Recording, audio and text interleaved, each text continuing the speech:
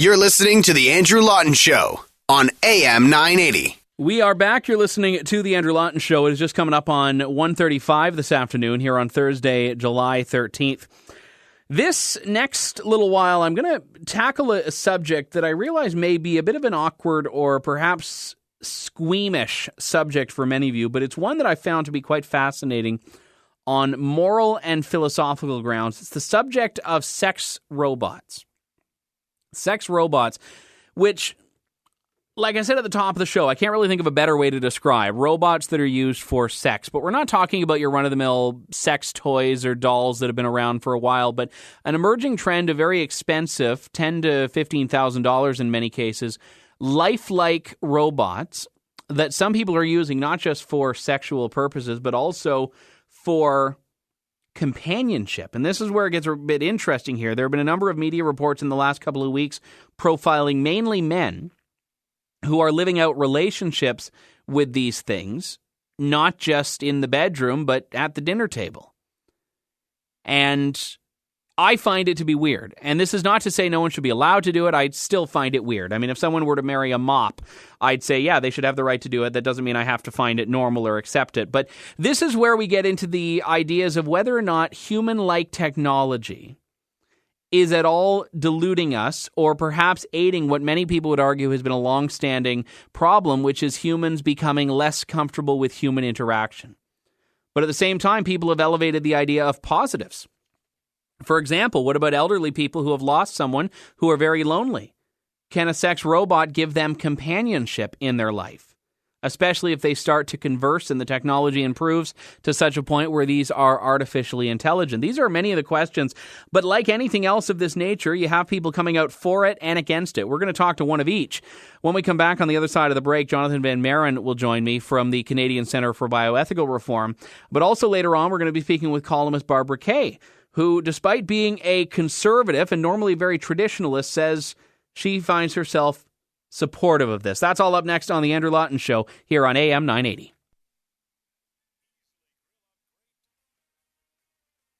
Good afternoon, London. Welcome back to The Andrew Lawton Show here on AM 980. You're listening to London's breaking news leader and Canada's most irreverent talk show as we unpack all of the news of the day, the news you can use, and the stuff that you wonder why on earth or really where I ever found it. I get that from people sometimes. Where on earth do you find the stuff you talk about? Well, sometimes you have to delve into the underbelly of the internet, but a lot of the times it just bubbles up. I can assure you of that.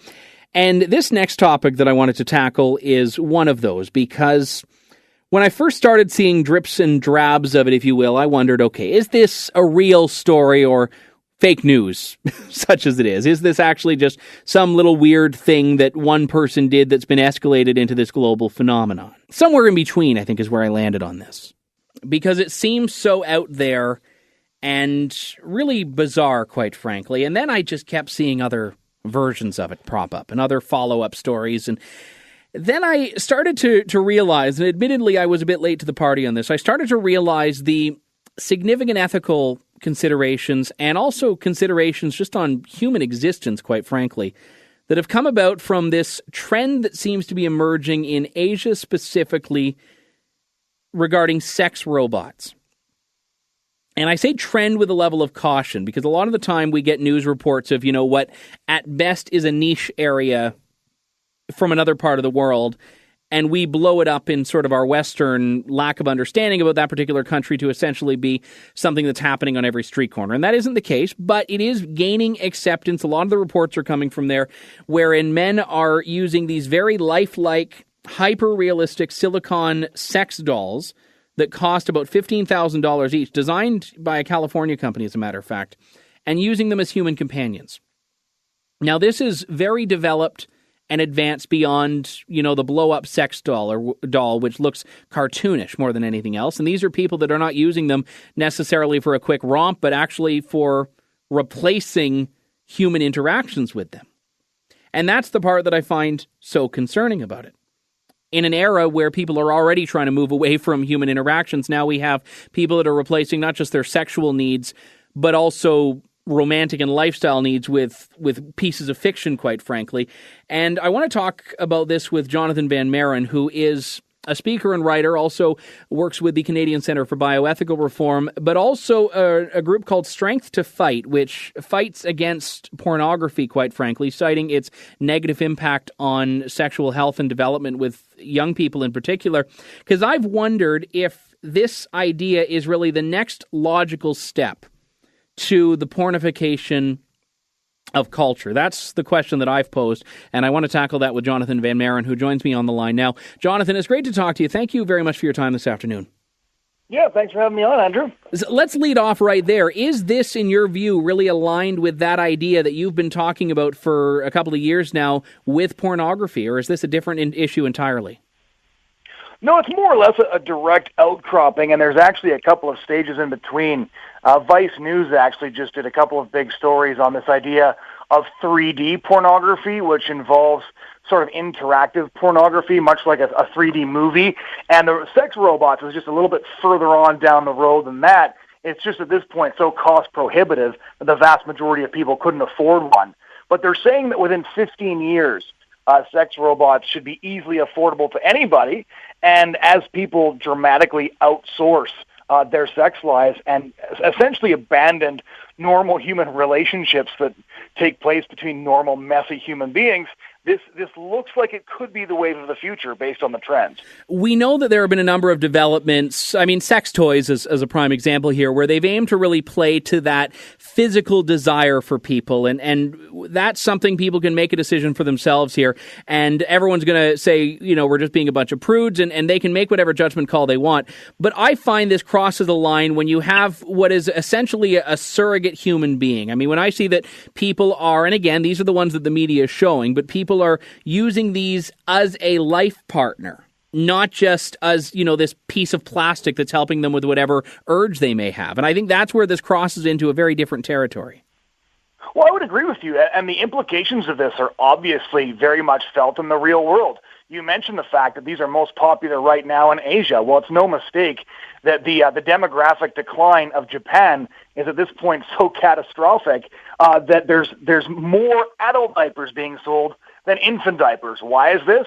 It's because human beings are giving up on relationships with each other and instead are choosing to engage in pornography or this new kind of 3D pornography, and then somewhere into the future when it's affordable, sex robots. And the more insidious part of it that you just mentioned is also very concerning.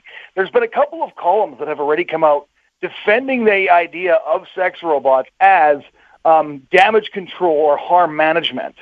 And that essentially gets to the heart of what you mentioned. A lot of people who are into abusing women, who are into even abusing children, are using sex robots as a way of fulfilling deeply antisocial and evil desires, and sex robots are sort of giving them an outlet for this. In fact, a column in the National Post today actually detailed outright that one guy has already been arrested with a child sex robot that he created.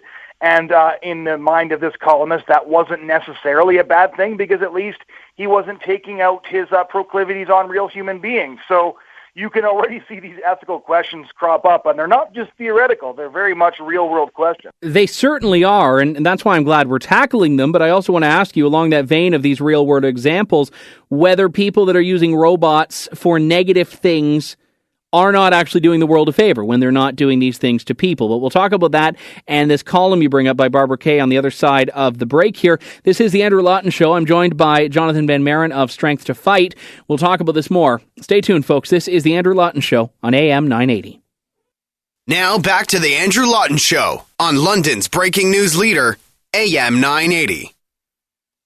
We are back here on the Andrew Lawton Show on AM 980. We're talking about sex robots, and even though it may be comical or silly to imagine them, it is something that poses to a great many people considerations about the evolution of technology, the humanization of technology, and also the ethical considerations. If we make machines into people, do we afford them the same rights that people have? Can machines, which offer a great many positives, also become overshadowed by their negatives. And then when we talk about the impact that these things have on individual people, that's where we've been focusing this discussion with Jonathon Van Maren of strengthtoffight.ca, who is very critical of the rise in Asia, which is likely to come to other parts of the world as well. It's already moving to Western Europe, for example, and its connection to pornography, which he has long been a critic of because of what he says and what research he cites says has a very negative impact on the way people view the world, on the way people view sexual violence, on sexual health and development of adolescents in particular, mainly men.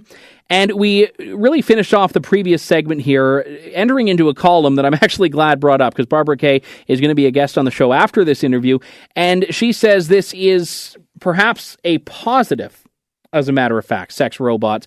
But let me ask you about that, Jonathon. We have in South Korea, Japan, and even Spain, so it is starting to emerge in the West as well, doll brothels where people will go and they'll pay. And I mean, my goodness, the public health unit there must have a field day with this, but people will pay for, these interactions with dolls. And again, is that not a harm reduction or a risk mitigation from someone going to a brothel full of human prostitutes? Is someone who uses a doll emulating a child not still doing something that is morally better than going out and taking out these actions on an actual child? Morally better, sure. Abusing a thing is not the same as abusing a real human being, and the harm reduction is obviously present.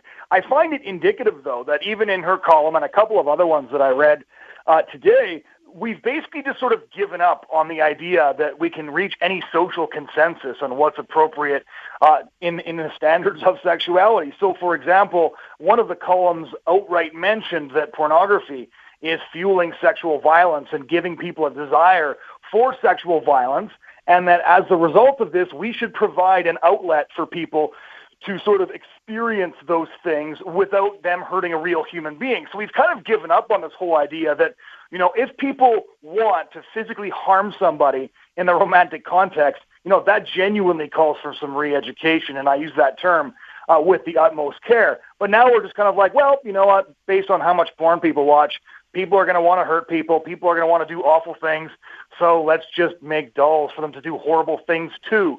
That doesn't even touch on the question of, well, people said that about pornography at first too, right? People said, well, if people are watching violent porn and masturbating to that, at least they're not actually doing something violent to somebody.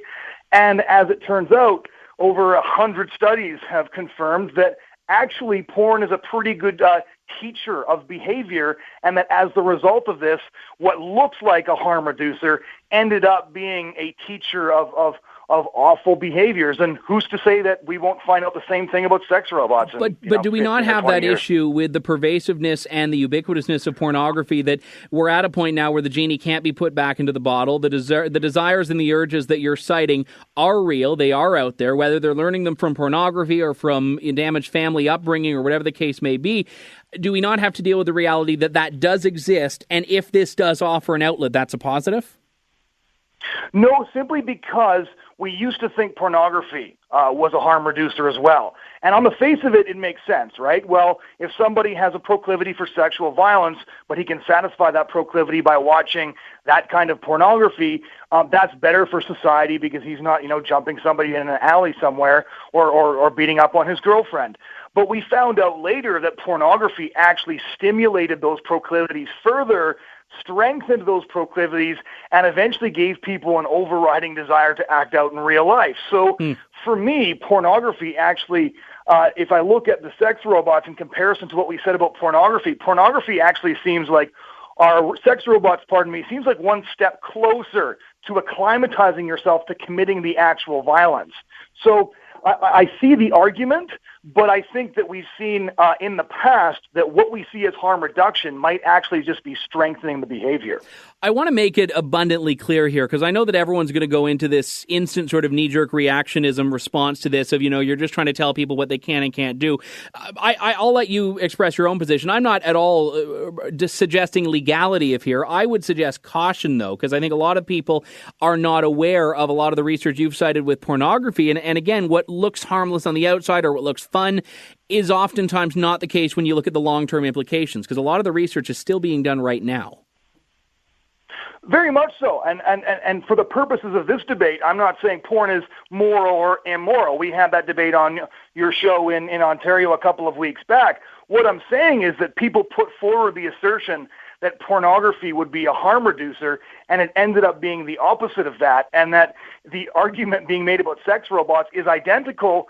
And I worry that acclimatizing people to treating what very much looks and even sounds like a real human being with that kind of violence, that might end up being the exact opposite of what some people are hoping that they will be. Have you seen in your research on this idea of a gateway? Because I know that when we've looked at, and I don't want to make a comparison here that is valid because of the nature of the incidents. I'm just comparing the human behavior element here with serial killers, for example. We know that a lot of them will start off on, stuffed animals, then people.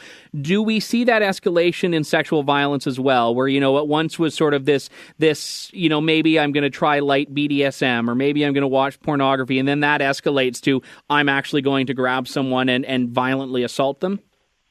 Yeah, very much so. So there's an interesting book called The Brain That Changes Itself by Dr. Norman Deutsch, and he studies neurobiology, and he explains that the things that we do and the materials that we consume actually change the way we think and change what we're attracted to. So an interesting Canadian example would be the evidence submitted to the House of Commons during the government's debate a couple of years ago on prostitution. And one of the documents submitted interviewed dozens of Johns, men who buy sex, asking, why do you buy sex from prostitutes? A huge number of them said, well, we want to try out the things we saw in pornography, but we don't want to try them out with a real person. In other words, they didn't want to try this out with their girlfriend or their wife or their intimate partner, but they still wanted to try these things out on somebody. And because of the dehumanizing effect of the pornography, they had already classified prostitutes as not real people. Another example would be an organization called Operation Underground Railroad, which I would encourage anybody to check out. They break up sex trafficking rings around the world. And I interviewed one of them quite some time ago when I was doing research for a book, and the guy told me that almost every single time they nail a North American tourist overseas at a child brothel, it's because that guy started off with run-of-the-mill pornography. Wow. And that slowly metastasized. So when we start talking about sex robots and everybody says, look, these could reduce the harm, we've heard those arguments before, and so far it really hasn't worked out that way. So I think we should be a lot more cautious than we are. Jonathon Van Maren joining me on the line, speaker, writer, and author, and also a spokesperson for Strength to Fight, which deals with the pornography question. But as we've talked about, this may be 2 steps removed from the porn debate we're having. So, Jonathon Van Maren, I appreciate your time very much, sir. Thanks for coming on. Thanks a lot, Andrew.